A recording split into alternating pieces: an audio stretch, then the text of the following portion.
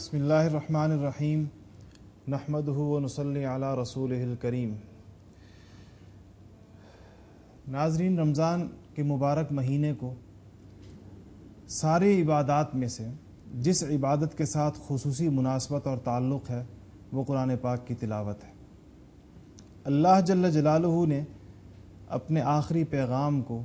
انسانیت کے نام آسمانوں سے آنے والا آخری پیغام،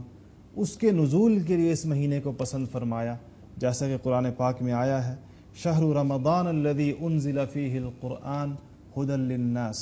وبینات من الھدی والفرقان، کہ اللہ جل جلالہ نے اس قرآن پاک کو رمضان المبارک کے مہینے میں نازل فرمایا۔ قرآن پاک کے فضائل اور قرآن پاک کا اللہ تعالیٰ کے کلام میں اور اس کی کتابوں میں جو مقام ہے، یہ ایک الگ موضوع گفتگو ہے۔ آج کی نشست میں ہم اس بات پر بات کریں گے کہ بحیثیت مسلمان اور قرآن پاک کو اللہ تعالیٰ کا آخری پیغام سمجھنے والوں کی حیثیت سے ہماری جانب قرآن پاک کے کون سے حقوق متوجہ ہوتے ہیں۔ اس بات سے ہم سارے لوگ واقف ہیں بہت اچھے طریقے سے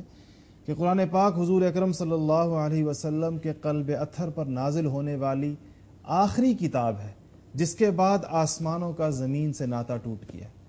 اب آسمان سے کوئی وحی نہیں آئے گی، وحی کا دروازہ بند ہو گیا ہے۔ قیامت تک آنے والے سارے زمانوں کی ہدایت اور رہنمائی کا سارا سامان اس کتاب میں سمو دیا گیا، اور اس میں یہ صلاحیت اور استعداد رکھ دی گئی ہے کہ یہ کتاب قیامت تک آنے والے سارے زمانوں کو روزانہ اور روزمرہ امور سے لے کر ان کے مستقل معاملات، ان کی روزمرہ تجارت، ان کے روزمرہ کی زندگی، ان کی معاشرت، ان کی معیشت، ہر لحاظ سے ان کو پوری رہنمائی فراہم کرے گی۔ اب اتنی بڑی عظیم الشان کتاب جس امت کو دی گئی ہے، لازماً اس کتاب پہ کچھ حقوق ہوں گے جس کا مطالبہ امت سے کیا جائے گا کہ وہ ان حقوق کو ادا کرے۔ جتنی بڑی نعمت ہوتی ہے اس کے حساب سے اس کے حقوق ہوا کرتے ہیں۔ اگر قرآن پاک کے جو حقوق ہر مسلمان کی طرف، صرف علماء کی جانب نہیں،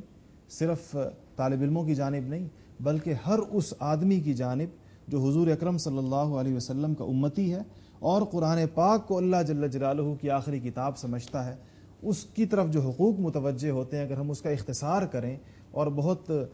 چند الفاظ میں اس کو بیان کرنا چاہیں تو وہ کم از کم 4 حقوق ہیں۔ پہلا حق قرآن پاک کا مسلمانوں کی طرف یہ ہے کہ اس کا احترام کریں گے،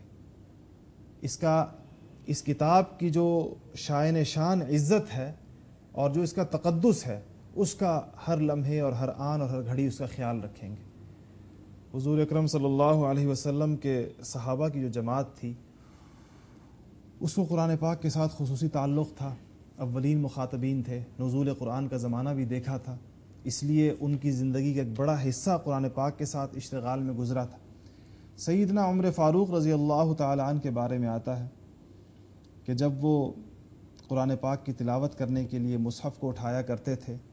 تو کہا کرتے تھے کہ ھذا عہد ربی ومنشور ربی عز وجل، کہ یہ میرے رب کا